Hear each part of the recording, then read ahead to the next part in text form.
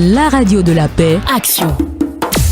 Mesdames et messieurs, bonjour, je suis Kader Diaby à ce micro et nous recevons pour ce numéro de Action sur la radio de la paix, Dr Djiby Florent, président de l'ONG Wake Up Africa, une organisation non gouvernementale qui travaille dans le domaine de la santé et de l'éducation. Alors, Dr Djiby Florent, pouvez-vous nous présenter votre ONG? L'ONG Wake Up Africa est une ONG qui existe selon la réglementation ivoirienne depuis juillet 2010, donc ça fait 7 ans d'expérience, qui a été créée essentiellement dans le but d'apporter une contribution face aux défis dans le domaine de la santé et de l'éducation pour un développement durable, d'abord en Côte d'Ivoire et ensuite pour toute l'Afrique. Après la naissance de Wake Up Côte d'Ivoire, il y a eu l'antenne de Wake Up Calais, aujourd'hui présidée par notre consoeur, le docteur Jouron. Parlez-nous des actions que mène Wake Up Africa. Alors, comme je l'ai dit, on a créé l'ONG pour travailler dans ces différents domaines, spécifiquement dans la santé et de l'éducation. Qu'est-ce qu'on a mené comme action jusque-là? On a abordé les problématiques de santé à 2 niveaux. D'abord, des actions pour renforcer les capacités des professionnels de santé, des prestataires de soins, donc les infirmiers et les médecins et sages-femmes, dans le cadre de séminaires franco-ivoiriens que nous avons co-organisés sous forme de téléconférences avec des partenaires et des collègues français spécialisés aussi bien en cardiologie,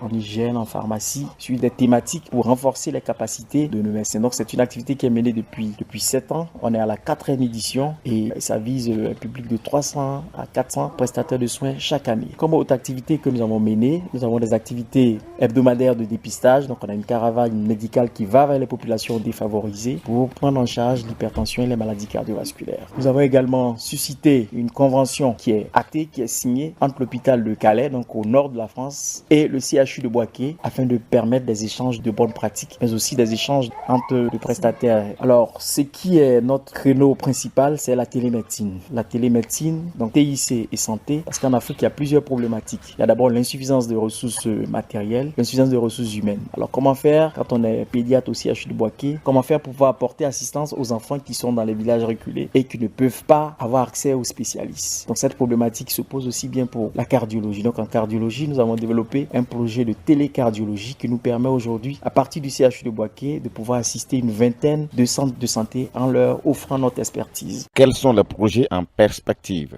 Nous avons encore des projets, on va en parler dans les perspectives, donc notamment le projet de réduire la mortalité maternelle et infantile par la télémédecine. Alors les perspectives, elles restent nombreuses. D'abord, consolider ce qui a été fait, donc renforcer les projets de télé-ECG, faire en sorte que cette pratique est reconnue parce qu'elle a fait déjà l'objet de plusieurs communications et publications scientifiques, elle puisse s'étendre à plusieurs centres de santé, sinon à tous les centres de santé en Côte d'Ivoire.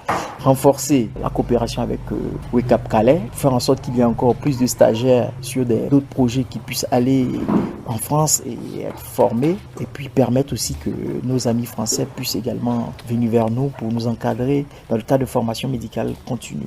Alors, il y a un autre projet qu'on n'en a pas parlé, qui concerne un peu les tout petits, qui est un peu plus spécifique dans le domaine de l'éducation, qui est le projet SANIA. SANIA, la propriété, qui consiste à envoyer une équipe de spécialistes en salubrité pour enseigner les rudiments de l'hygiène de la main. Et c'est cette activité que nous avons menée assez récemment dans le cadre de la journée mondiale du lavage des mains. Donc voilà un peu les axes sur lesquels nous voulons continuer de travailler. Et avec le partenariat qui va être signé avec l'ONG en France Harmonieuse, on va pouvoir les accompagner à mettre en place le chantier qu'ils ont commencé, qui est louable, de construction et d'équipement de leur complexe socio-éducatif. Donc voilà un peu les axes sur lesquels nous allons nous engager dans les années et mois à venir. Enfin, avec l'école des infirmiers de Côte d'Ivoire, nous avons un partenariat pour les accompagner à faire la promotion de l'e-learning, faire en sorte que les professionnels de santé qui sont formés et qui sont isolés puissent bénéficier par les TIC en permanence des mises à jour nécessaires dans leur pratique. On a des projets plus classiques comme l'alphabétisation. Donc on a un centre d'alphabétisation à l'est de la Côte d'Ivoire où nous accompagnons à peu près 100 personnes adultes. Des centres déjà fonctionnels? Fonctionnels, donc une centaine d'étudiants à l'alphabet que nous accompagnons, à qui nous apprenons à lire et à écrire.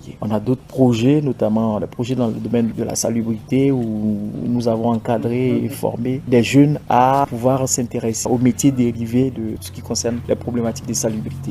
Quels sont vos partenaires? Alors, au plan national, d'abord le CHU de Boaké, qui est notre institution où nous exerçons, et puis l'Université Alassane Ouattara dans le cadre des projets de télémédecine, parce que c'est des projets aussi de recherche. Au plan international, on a une représentation en France, donc Wake Up Calais. Nous sommes également en partenariat avec la Société française de télémédecine, dont nous sommes représentants pour toute l'Afrique, et nous sommes également dans le cadre d'une coopération sud-sud en partenariat avec l'association des jeunes congolais dans l'esprit d'entreprise, voilà, qui nous ont initiés à aborder des problématiques sur l'énergie renouvelable, notamment avec la promotion du charbon biologique. Donc voilà plusieurs domaines dans lesquels l'ONG navigue depuis quelques années. Alors on a d'autres partenaires, mais les partenaires, on les a selon les axes que nous avons. Comme je l'ai dit, en télémédecine, on a la société française, il y a la société allemande avec laquelle nous sommes en collaboration, mais pas encore partenaires au sens strict. On a un partenariat par exemple avec une ONG française, dont j'en ai pas parlé, qui est l'ONG Cholmogra, qui nous accompagne à récupérer de l'équipement médical pour renforcer les capacités techniques des centres de santé. Et avec le CH de Calais, ce partenariat aussi permet aussi de renforcer pour l'instant le plateau technique du CHU de Boaké au plan de vue médical, mais aussi au plan de vue informatique et tout ce qui rentre dans le biomédical.